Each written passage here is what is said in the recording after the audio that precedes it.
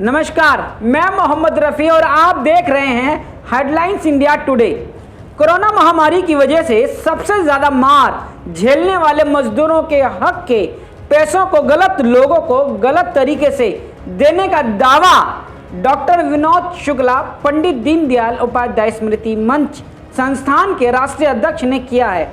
उन्होंने इस पूरे मामले को सरकार के खिलाफ PDUSS की ओर से उच्च न्यायालय में याचिका दायर की है। आइए जानते हैं याचिका पर विनोद शुक्ला का क्या कहना है। नमस्कार, मैं विनोद शुक्ला, राष्ट्रीय अध्यक्ष पंडित दीनदयाल उपाध्याय स्मृति मंच। 5 जून को हमने हाई कोर्ट में एक याचिका दायर की है, दिल्ली हाई कोर्ट में। और ये याचिका इसलिए दायर की है कि आपने सुना होगा जो माइग्रेंट कंस्ट्रक्शन वर्कर्स हैं, इसमें इनका फंड होता है, सेस फंड, जो 1% कटता है। ये सारे जितने भी कंस्ट्रक्शन कंपनियां होती हैं, गवर्नमेंट कंस्ट्रक्शन कंपनियां होती हैं, वो इकट्ठा होता है और ये हर स्टेट के पास में होता है इनका कंस्ट्रक्शन का। और दिल्ली के अंदर 1 महीने पहले आपने देखा होगा कि काफ़ी भीड़ इकट्ठी हो गई थी वर्कर्स की, और अचानक ये कैसे हो गया, सब जो हैं अपने आप में ताज्जुब कर रहे थे कि ऐसा हुआ कैसा। कोई कह रहा है कि हम लोगों को अनाउंसमेंट हुआ, सरकार ने अनाउंसमेंट किया कि आप जो हैं वहाँ से आपको बसें मिलेंगी। तो इस तरह का जो जमावड़ा हुआ, और वो जमावड़ा होके ऐसा लगता है कि जैसे इनको जानबूझकर दिल्ली से भगा रहे हो। ये बात हमको अब समझ में आई जब सेवा कार्य के दौरान पहले हमारे जो पदाधिकारी दिल्ली में अनाज वगैरह बांट रहे थे, उनको खाने की सामग्री दे रहे थे, तो जब पता चला उनसे कि उनको कोई भी सरकार की तरफ से फैसिलिटी नहीं मिली है, बहुत परेशान बेचारे वो होते रहे। और आपने देखा होगा कि किस तरह से उनकी परेशानियां, मतलब बच्चों को लेके जा रहे हैं, कोई बच्चे को सूटकेस पे लेके जा रहा है, कोई कंधे पे लेके जा रहा है, पैदल इतनी दूर यात्रा कर रहे हैं। तो ये एक बहुत बड़ा अपराध है, गुनाह है। उनके हक का पैसा जो सेस फंड है 3200 करोड़ रुपया, जो दिल्ली के अंदर सरकार के पास में है। अब ये जो पैसा है ऑलरेडी इसमें 200 करोड़ रुपया बांट दिया गया है। मतलब ताज्जुब की बात तो ये हुई कि इनका कोई भी रजिस्ट्रेशन ही नहीं हुआ है।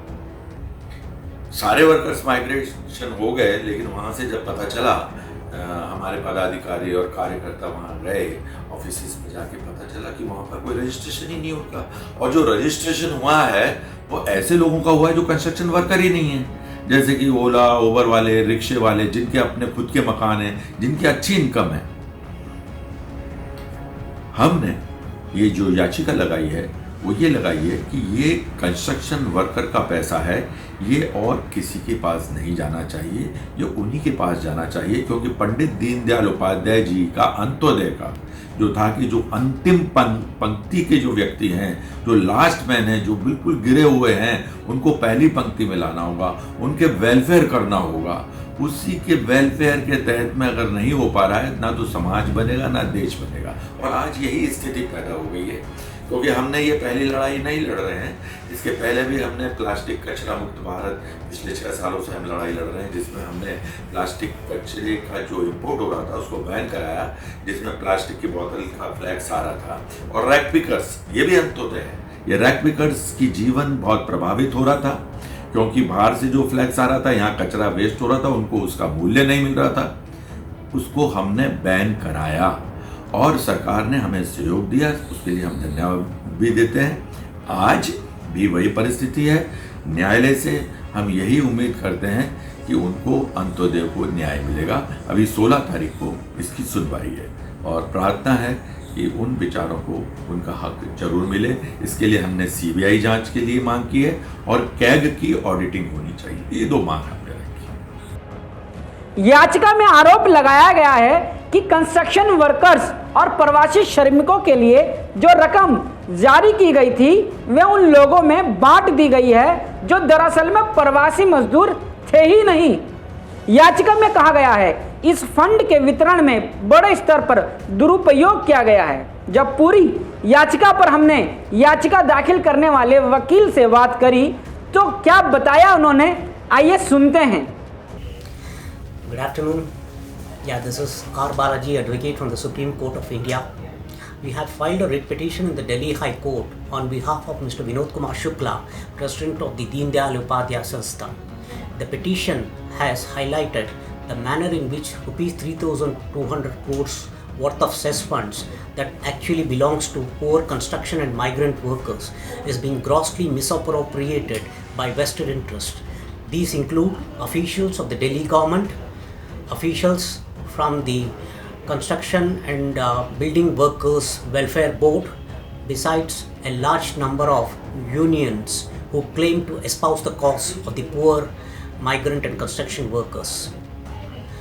The petition filed through Mr. Vinod Kumar Shukla has urged the Delhi High Court to order forthwith a CBI probe into these large-scale irregularities wherein 5.40 lakh workers are enrolled by the board who actually are not workers. In fact, these people are working in different private factories.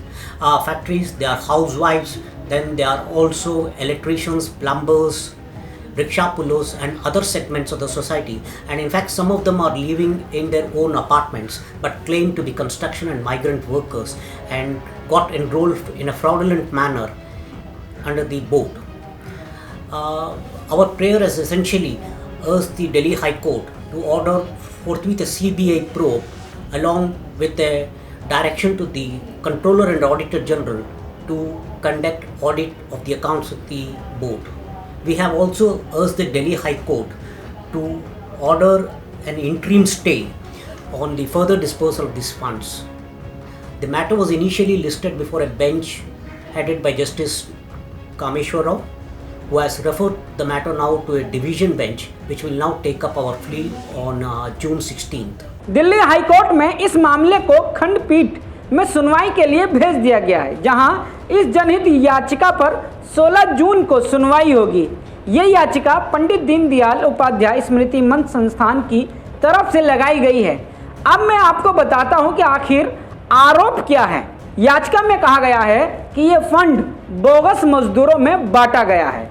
इनमें ज़्यादातर security guard, ओला उबर के taxi driver, factory में काम करने वाले लोग, दुकानों में हेल्पर के तौर पर काम करने वाले दर्जी, हज्जाम और घरों में काम करने वाली बाइयां शामिल हैं। दस्तावेजों में इन सभी को प्रवासी श्रमिक की तरह दिखाकर उस फंड को बांट दिया गया है, जिस पर सिर्फ और सिर्फ प्रवासी मजदूरों और निर्माण कार्य में लगे मजदूरों का हक था। याचिका लगाने वाले वकील योगेश पचौरी और आर बालाजी ने अपनी याचिका में कहा है कि दिल्ली सरकार के लेबर मिनिस्ट्री के Delhi building construction workers welfare board के अधीन ये तमाम गड़बड़ियां हुई हैं। नमस्कार, मैं कमल सिंह, राष्ट्रीय उपाध्यक्ष पंडित दीनदयाल स्मृति मंच दिल्ली से आपके बीच में एक जानकारी शेयर करना चाहता हूँ।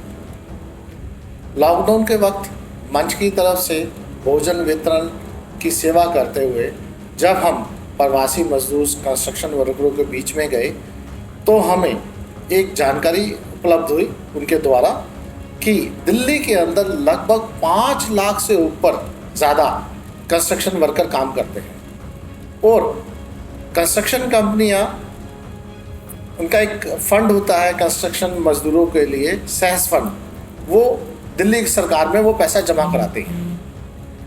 पर ये जान करके बहुत आश्चर्य हुआ, उस फंड का कोई भी पैसा दिल्ली सरकार ने कंस्ट्रक्शन वर्करों को नहीं दिया। जब उन्होंने ये समस्या हमसे अवगत की तो मैंने ये समस्या के बारे में अपने राष्ट्रीय अध्यक्ष श्री विनोद शुक्ला जी से बात करी और उनको इस समस्या के बारे में अवगत कराया। उन्होंने तत्काल प्रभाव से इस समस्या को सुना और इसकी सारी जानकारी एकत्रित कर 5 जून को एक पीएल हाई कोर्ट में दायर करी, जिसकी अगली सुनवाई 16 जून को होनी है।